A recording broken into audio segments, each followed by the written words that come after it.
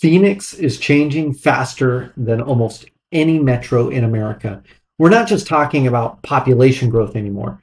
We're talking about billions of dollars flowing into Maricopa and Pinal County through semiconductor manufacturing, advanced logistics, battery production, industrial expansion, and large-scale infrastructure.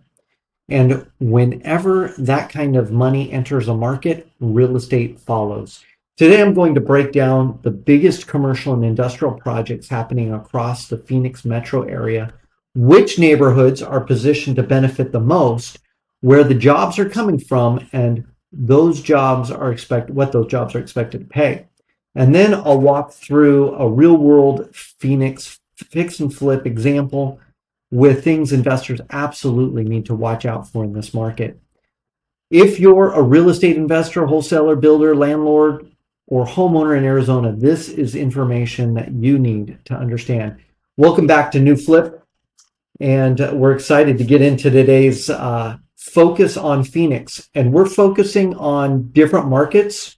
So if you're watching this, but you're in the LA market or San Diego or Miami, and you want us to focus on those areas and what's happening, drop a comment and be glad to get into those. But here with Phoenix, as always, Phoenix has always been a growth market.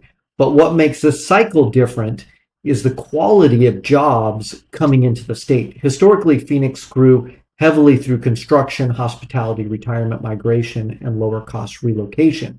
Now we're seeing advanced manufacturing, semiconductor engineering, AI infrastructure, aerospace, logistics, and supply chain development. That matters because higher paying jobs create stronger housing demand. And the key thing investors need to understand is this. Real estate appreciation tends to follow job creation corridors. If you can identify where employment centers are expanding before the housing demand fully catches up, you position yourself ahead of the curve. So let's start with the biggest project in Arizona history, okay? Taiwan Semiconductor Manufacturing Company, TSMC, has become the centerpiece of Arizona's economic transformation. The company originally announced a semiconductor fabrication plant in North Phoenix in 2020. That investment has now expanded to roughly $165 billion, making it one of the largest foreign direct investments in U.S. history. The site near Loop 303 and Interstate 17 is evolving into what industry leaders are calling a gigafab cluster. Multiple semiconductor fabs, advanced packaging facilities, supplier campuses, and research operations are all being built around this corridor. TSMC Arizona, again, up to $165 billion total investment, multiple advanced semiconductor fabrications, thousands of permanent jobs, tens of thousands of construction jobs, massive supplier ecosystem forming. The direct employment numbers alone are massive. TSMC's Arizona operations are expected to support thousands of permanent high-tech jobs, with many engineering and technical positions paying well into the six figures. Engineering, semiconductor operations, AI manufacturing, process technology, supply chain management, these are not low-wage positions. Typical compensation, semiconductor technicians, roughly 70 to 100,000, engineers and specialists, 110 to 180. Operations and management roles often exceed 200,000. And that doesn't even include the ripple effect. Every major semiconductor plant creates secondary demand through suppliers, contractors, logistics firms, housing, retail, medical offices, restaurants, and service businesses. That secondary demand is where real estate investors often benefit the most. All right. North Phoenix is ground zero for this transformation. Again, where I-17 and the 303 loop is now connecting, or even the 202 loop, that whole area. And the Deer Valley corridor are already seeing increased development pressure. So areas to watch include North Phoenix, Deer Valley, North Peoria, North Glendale, Anthem, Tramonto, Desert Hills, and New River. These areas offer proximity to employment while still providing relatively attainable housing compared to the California tech corridors.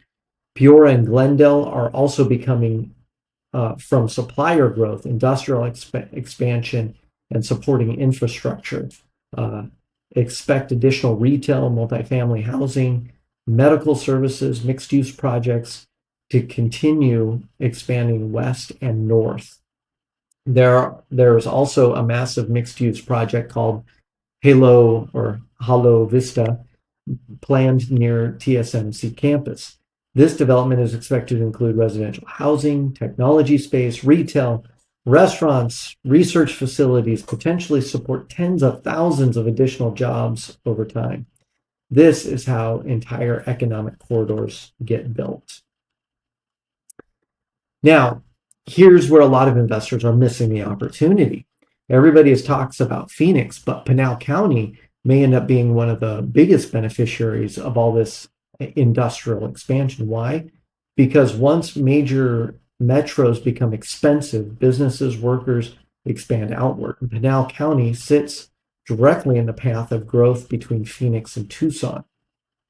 So, and there's several projects going on down there that's expanding this. But Procter & Gamble is developing major manufacturing facility in Coolidge. The plan is expected to produce household products like Tide Pods, Bounce, Downy products.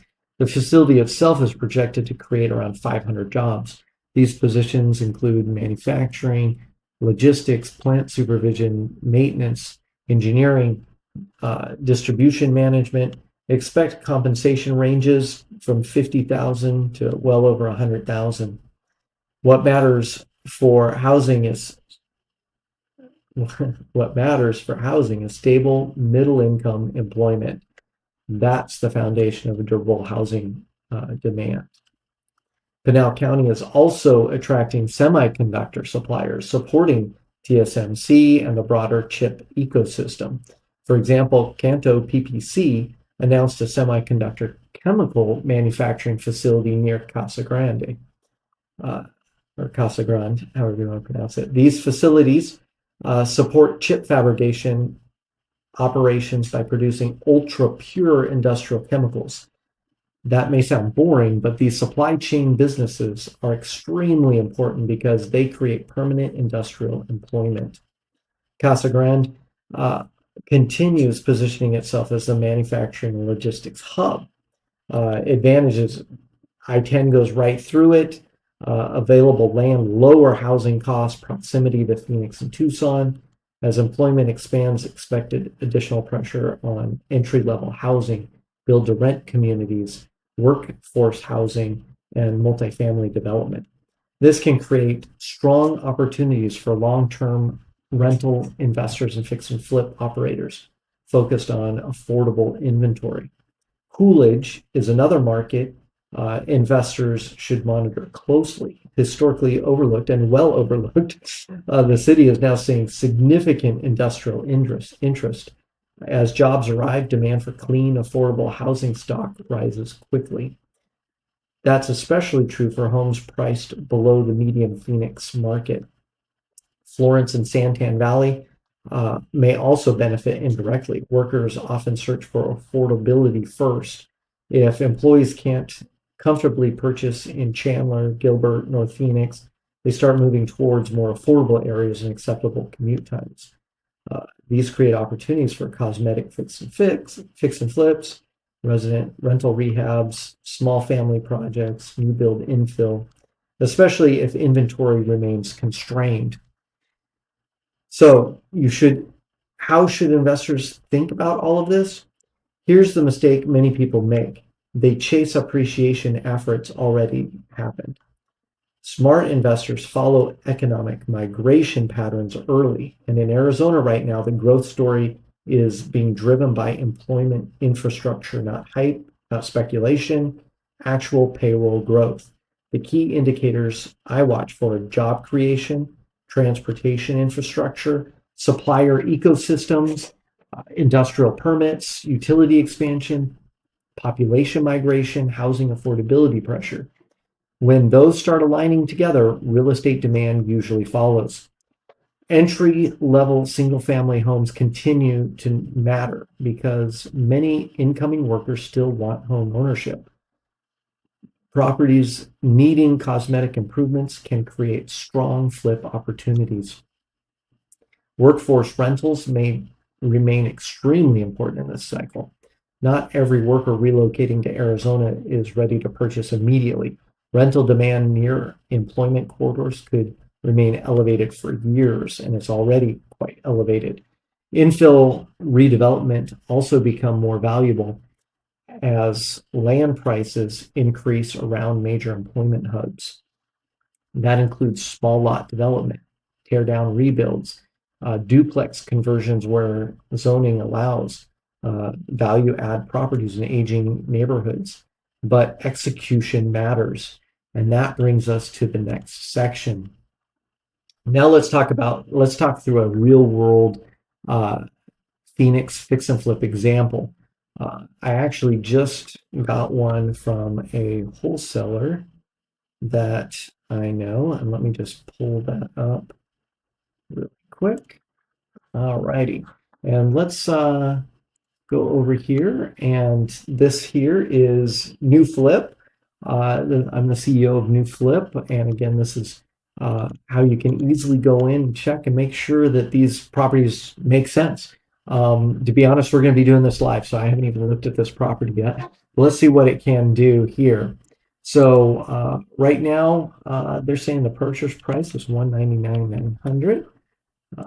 The rehab budget is they're saying is going to be around $75,000, and the after repair of that is going to be $350,000. Get all the zeros in there. All right. So here we got our expected profitability on a property like this. And but let's see if our values really check out. So we've created this nice tool where you can go out and check the specific property. Let's put in this property and see if our numbers are even making sense. Sometimes taking 5 minutes and using some of these tools that are free for you to go in and play with can save you thousands of dollars or even make you tens of thousands of dollars. So this is a 3-bedroom, 1 bath. It is 1.4. You can enclose the carport, it says.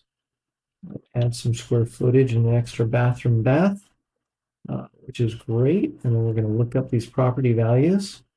And we're going to see, wow, they were a little bit off. The actual as-is value with high confidence is way higher. And our ARV is much, much higher.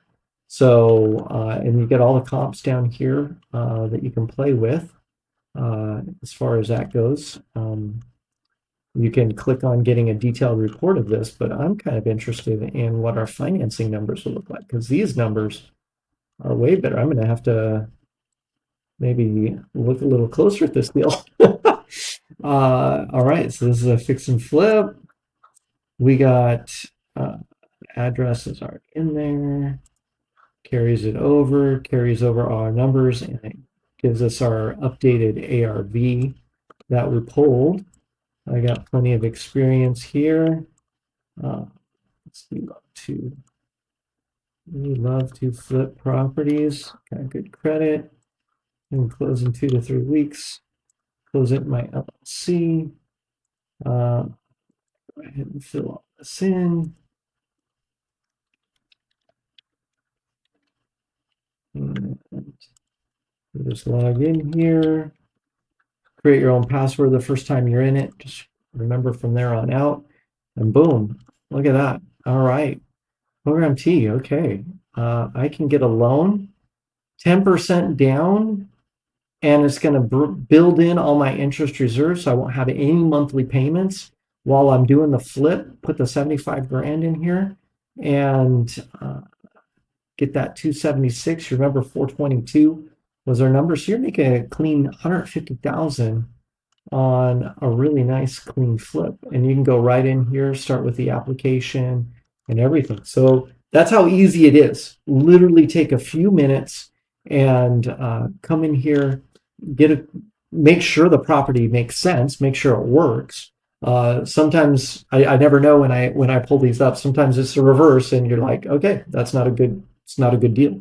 But you do your due diligence, spend a few minutes, get your pricing. You know exactly what you're going in with. You can go in with the LOI. You can go strong with your offers and close very fast if you got all your ducks in a row.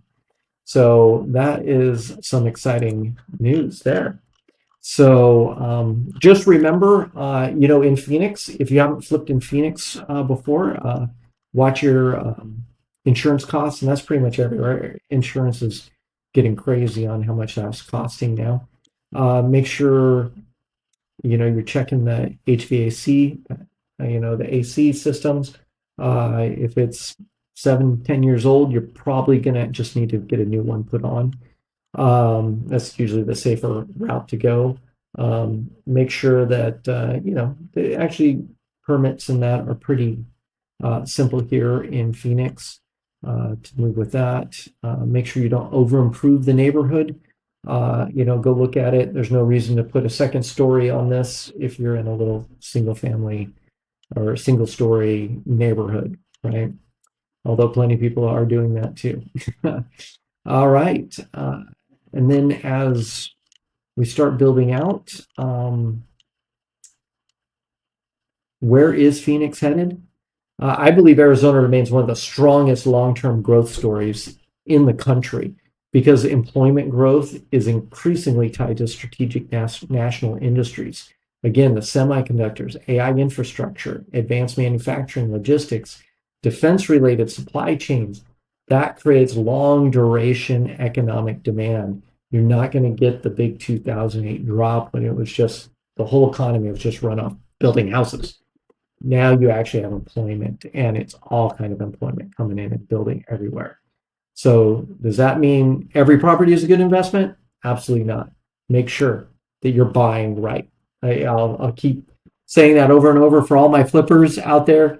It's you make the money on the buy. Make sure you buy right. And make sure you do use these tools to help you in your underwriting, and so you don't get stuck with something that you don't want.